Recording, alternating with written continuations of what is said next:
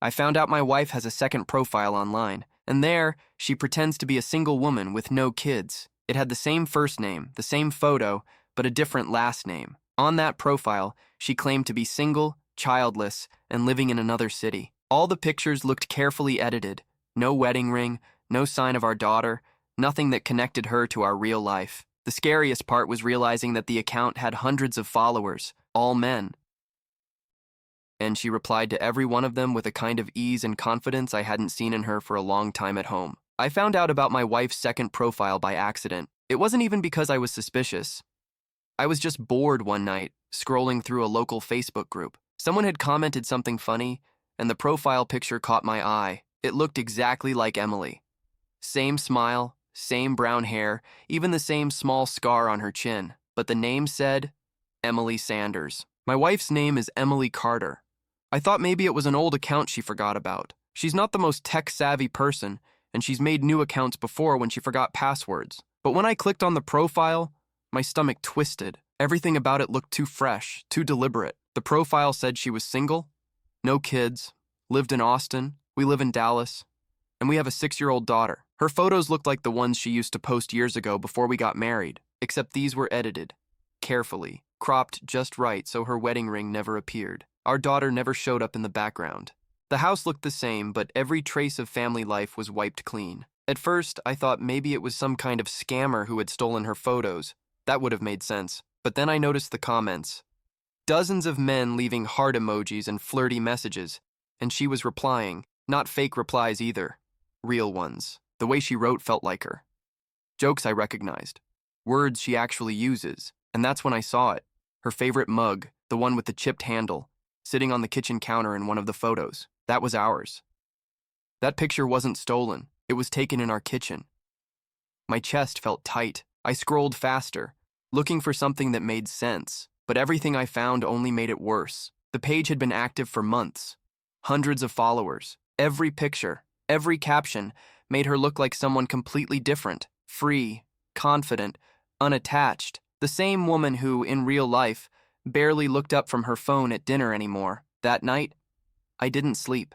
I lay there next to her, pretending to breathe evenly while she turned on her side and faced away from me. I kept thinking about all those messages. All those men who thought she was single. All the time she smiled at her screen and said she was texting a friend from college. I wanted to shake her awake and demand an explanation, but I couldn't even find words for the storm inside me. The next morning, I tried to act normal. I made breakfast. She came into the kitchen wearing my old sweatshirt, hair messy, rubbing her eyes. "You're up early," she said, yawning. I forced a smile. "Yeah, couldn't sleep." She poured coffee, humming quietly, like everything was fine, and I just watched her. The same woman from those pictures, but also not. I went to work that day, but I couldn't focus. Every time my phone buzzed, I wondered if it was her other self online. By lunch, I couldn't take it anymore. I checked the profile again. She'd posted a new story, a mirror selfie in the same bathroom we share. Caption: Sunday vibes, no ring. That detail hit harder than I expected. It wasn't just a lie. It was intentional, like she had to erase me to feel like herself. That night, I decided to confront her. I rehearsed what I'd say over and over. I planned to stay calm, logical, just ask for the truth. But when she came home from work, she was smiling. "Guess what? They're promoting me next month," she said, setting her bag down. Finally. Her excitement disarmed me. I just stood there, holding my phone behind my back, the fake profile still open. She noticed my silence. "What's wrong?" My throat tightened. "Emily, do you have another Facebook account?" She blinked. "What?" "No." "Why?" I showed her the screen. Her face went pale. For a second, she didn't move. Then she laughed, a dry, nervous laugh. "Oh my God, are you serious? That's just something I made years ago. I forgot about it." "Years ago?" I said quietly. "You posted there today." Her lips parted, but no sound came out. The color drained from her cheeks. She opened her mouth again like she wanted to explain, then closed it. Finally, she whispered, "It's not what you think." But that was exactly the problem. I didn't even know what I thought anymore. She said it again. "It's not what you think." But her voice cracked a little this time. I could see her hands trembling. I just stared at her, waiting for something that made sense to come out of her mouth. "Then what is it, Emily? Because from where I'm standing, It looks like you've been living a whole other life online." She sank into a chair, covering her face with both hands. For a few seconds, she didn't say anything. Then she sighed and looked up at me. "It started as a joke, I swear. Just something stupid I did when I was bored one night. I didn't move."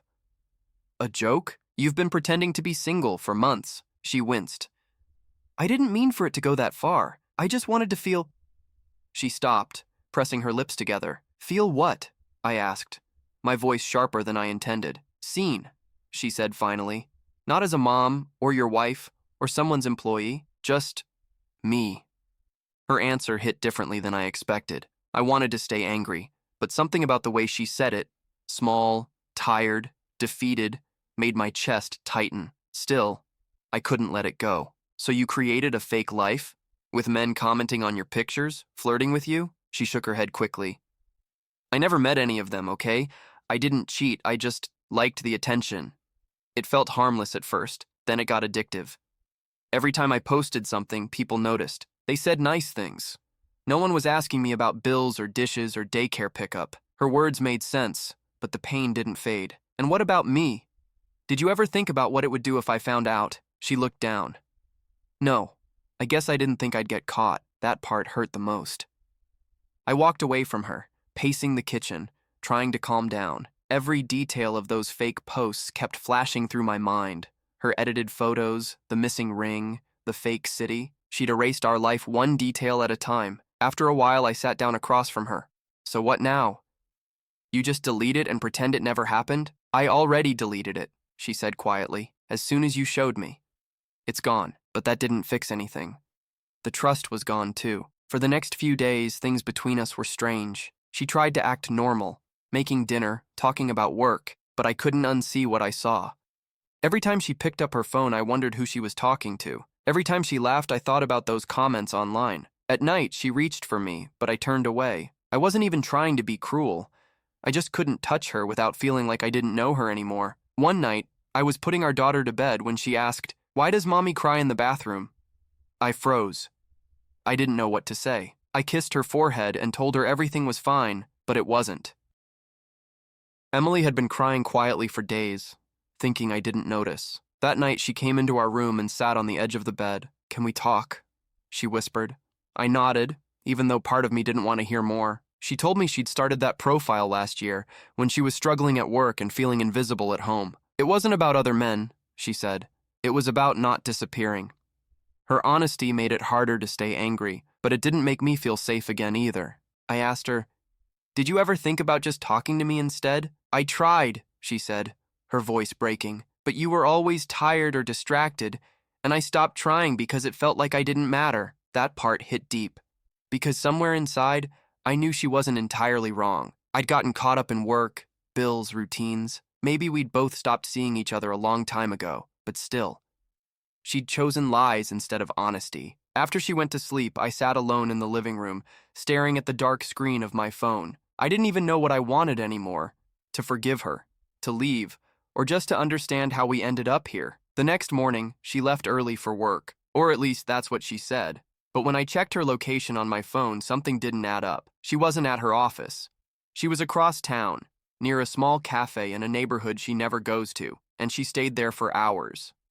I stared at the location pin on my phone, feeling my throat go dry. I waited a few minutes thinking maybe it was just a glitch. Maybe she was grabbing breakfast before work. But as the minutes turned into an hour, my stomach started to twist. She never mentioned any cafe in that area, and it wasn't close to her office. I sat in my car for a while, trying to convince myself not to go. I didn't want to be that husband who follows his wife around. But after everything that happened, trust wasn't something I could fake. I drove there anyway.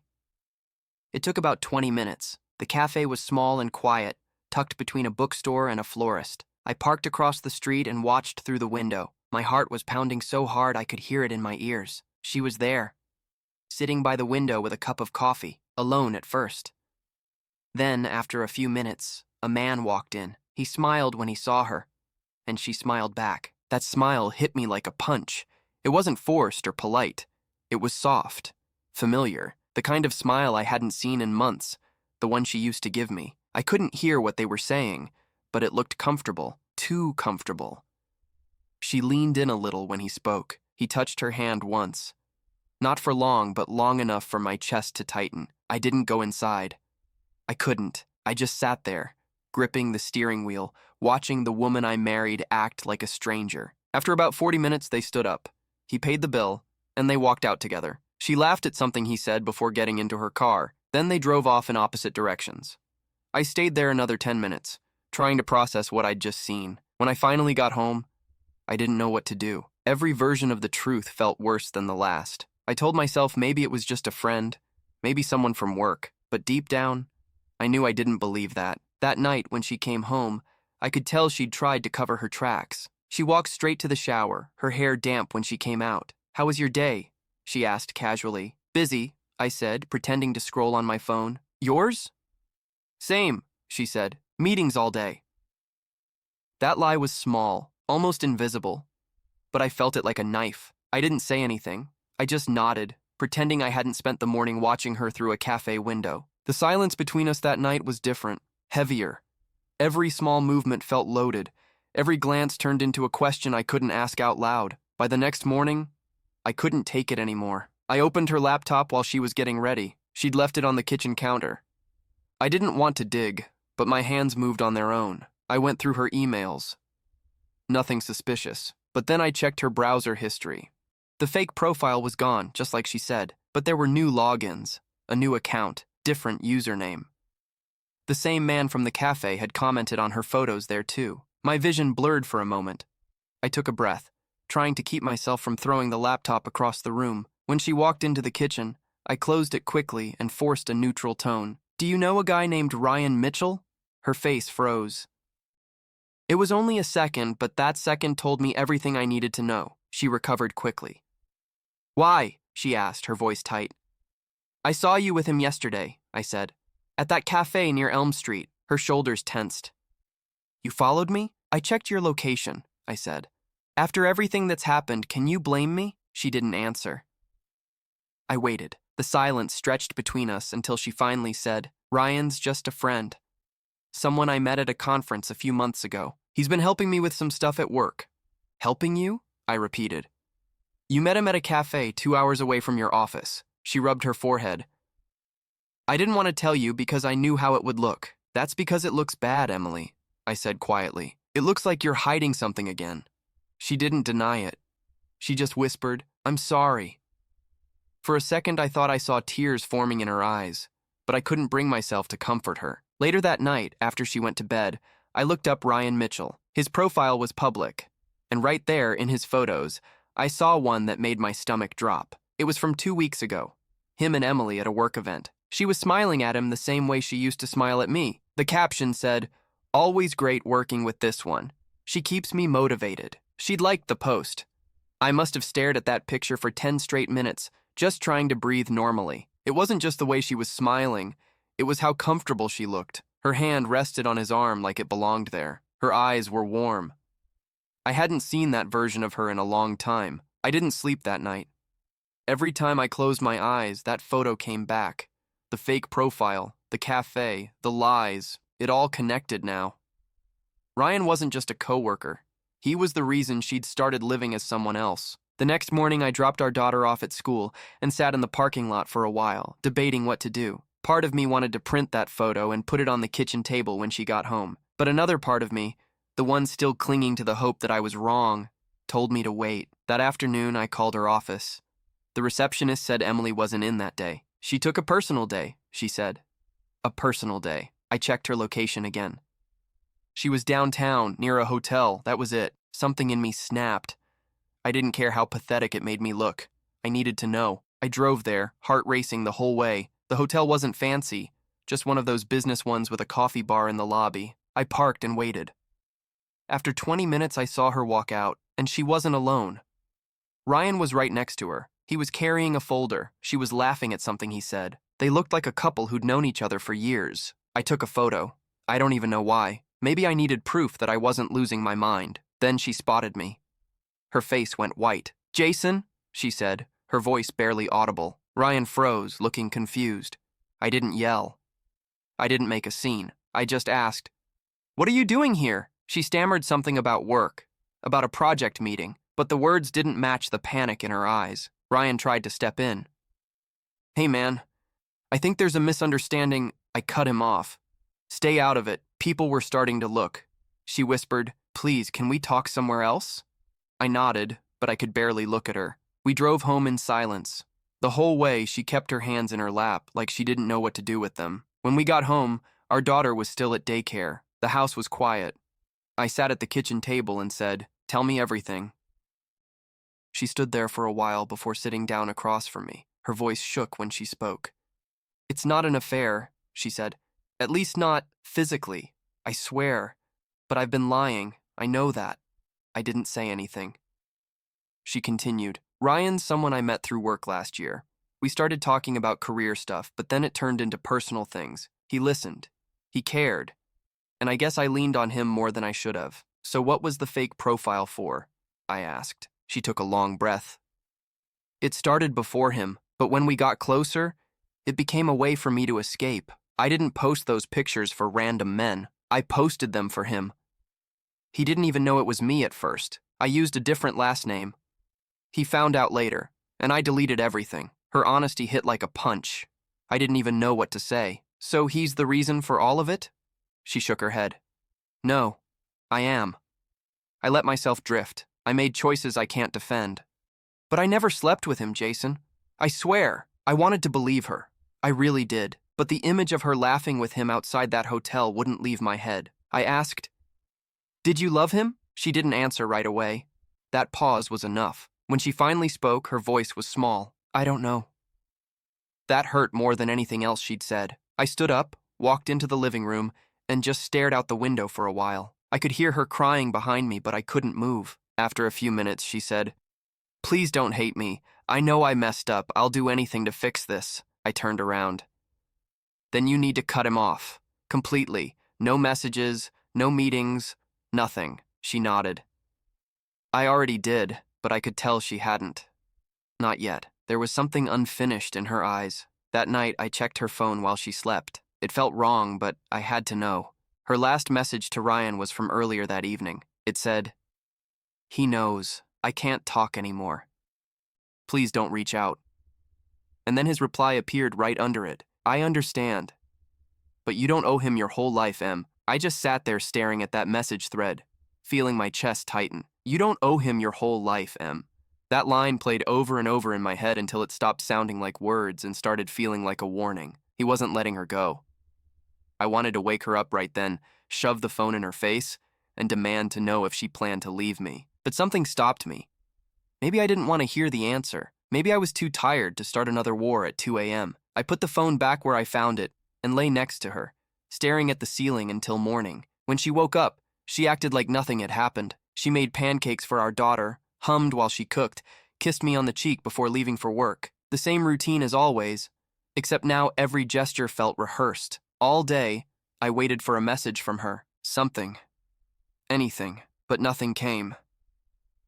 By the time I got home that night, she was already there, sitting on the couch, scrolling through her phone. I could feel the tension in the air before she even looked up. Did you talk to him? I asked. She hesitated. I sent him that last message, like I said. I haven't spoken to him since. Did he reply? Her eyes flickered. No, that lie came out so naturally it scared me. I didn't say anything. I just nodded and walked into the kitchen. She followed me a few seconds later. Jason, I'm trying, okay? She said quietly. I deleted the profile. I blocked his number. I'm doing everything you asked. I know I messed up, but I want to fix this. I looked at her for a long moment. I want to believe you, I said. But every time I start to, something new comes up. Her eyes filled with tears. Then tell me what to do. I don't know, I admitted. I really don't. We stood there in silence until our daughter ran in, breaking the tension. Emily wiped her face quickly and smiled like everything was fine. Watching her switch from guilt to calm that fast made my stomach twist. Later that night, while she was helping our daughter with homework, her phone buzzed. She glanced at the screen, froze for half a second, then flipped it over face down. That was all I needed to see. I waited until our daughter went to bed, then asked again, "Who was that?" She sighed. "It was work. Can we not do this again tonight?" "Emily," I said, "if it's work, show me." She looked at me with this tired, empty expression, like she'd run out of excuses.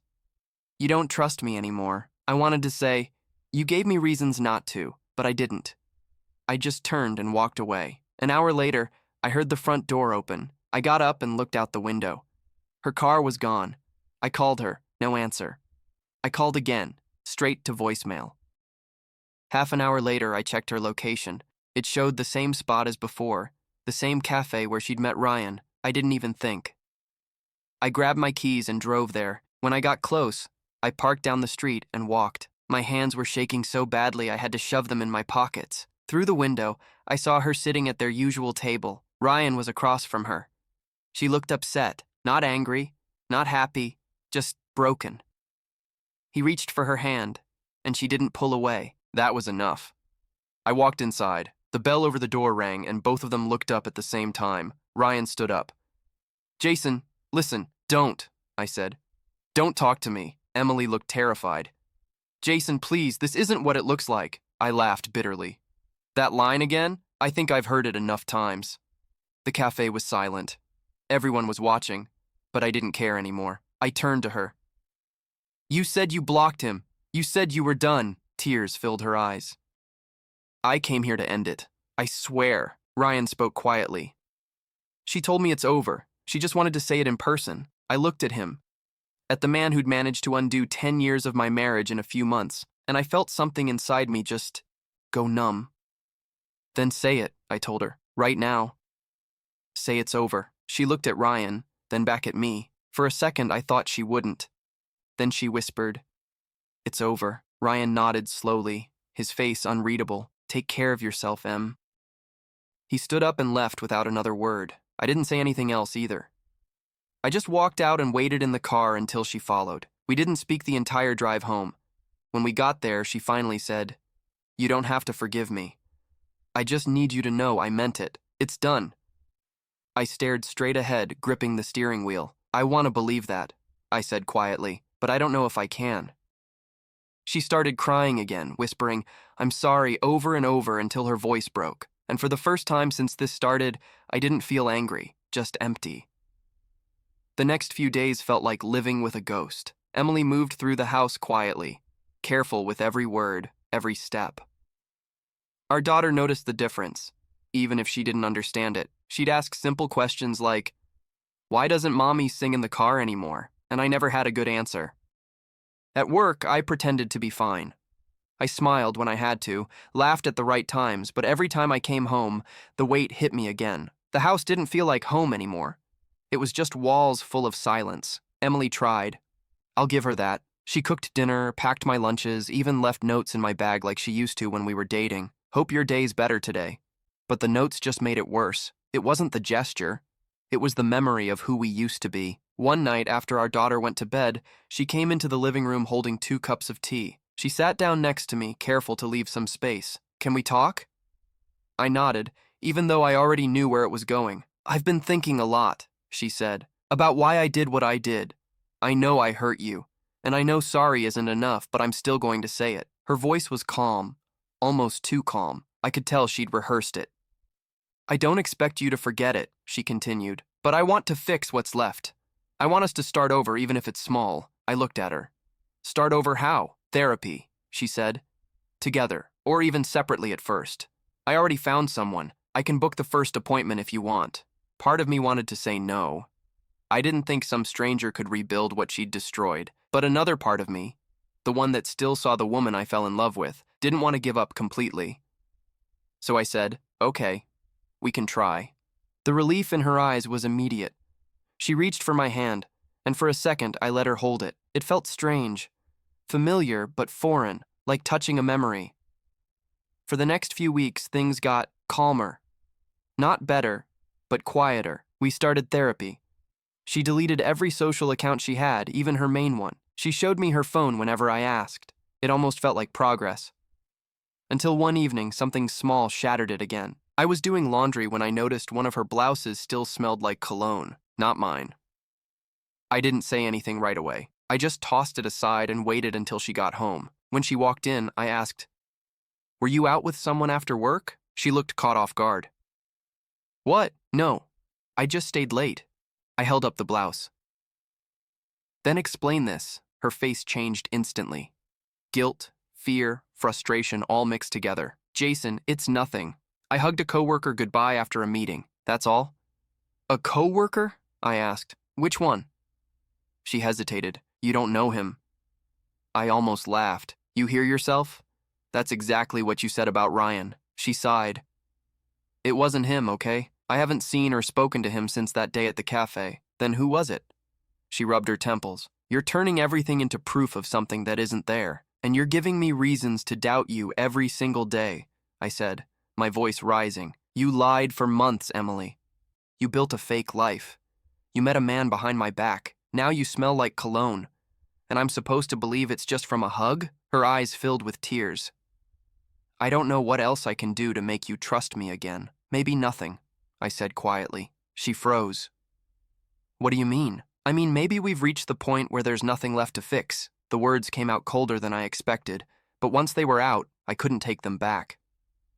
She just stood there, staring at me like she was trying to find the version of me who used to fight for us. That night, she slept in the guest room. The next morning, she was gone before I woke up. She'd left a note on the counter. It said, I'm staying with my sister for a few days. I'll give you space. Please tell our daughter I love her. I folded the note and set it aside. I didn't even feel angry anymore. Just tired. 3 days passed with no calls, no texts. The house felt even emptier without her. Then, on the 4th night, I got a message from an unknown number. It was from Ryan. The message said, I'm sorry for what happened between you two, but you should know, Emily came to see me yesterday. She said she needed closure. When I saw Ryan's message, my hands went numb. I read it over and over, hoping I was misunderstanding something. Emily came to see me yesterday. She said she needed closure. Closure. That word made my stomach twist. After everything, the lies, the therapy, the promises, she'd gone back to him. I didn't answer right away. I didn't trust myself to type anything that wouldn't make things worse. I just sat there, staring at the screen, waiting for some part of me to calm down. After about an hour, I finally texted back. Why are you telling me this? He replied almost instantly. Because you deserve to know. She didn't stay long. She looked upset. I told her to go home. That's all. I didn't know whether to believe him. But it didn't even matter. The damage was done. She'd gone to him. Again. When Emily got back later that night, I was sitting in the living room waiting. She froze when she saw me. You're still up? Yeah, I said. You talked to Ryan today? The color drained from her face. She didn't answer. Don't lie to me, I said, keeping my voice low. I already know. Her shoulders slumped. It wasn't what you think. I swear, Jason. Then what was it? I just needed to end it properly, she said. Not through a text or a message. I needed to tell him face to face that it's really over. I laughed, not because it was funny, but because it was so painfully predictable. You already did that, at the cafe, in front of me. She looked down. I thought I did, but I still felt like there were things left unsaid. And now? I asked. Did you say everything you needed to? She nodded weakly. Yes, I told him I'm choosing my family. You. I just needed to close that chapter. I stared at her for a long time. I wanted to believe her. I really did. But belief doesn't rebuild trust. Not when every word comes from someone who's broken it before. Why didn't you tell me? I asked quietly. Because you would have stopped me, she said, and I didn't want to make things worse. I shook my head. You don't get it. You made things worse the moment you hit it. She sat down across from me, tears welling up. Please, Jason. I'm not asking for forgiveness right now. I just need you to believe that it's done. I can't take back what I did, but I want to fix what's left. I couldn't look at her anymore. I stood up and walked into the kitchen, staring out the window just to keep from saying something cruel. After a long pause, I said, maybe it's not about fixing things anymore. Maybe it's about ending them before we destroy each other. She started crying harder. Don't say that. Please don't. But I didn't take it back. That night, I slept on the couch. The next morning, she was gone again. Only this time she'd taken more than a few clothes. Her closet was half empty. No note this time. No message. When our daughter woke up and asked, "Where's Mommy?" I told her she went to see Aunt Claire.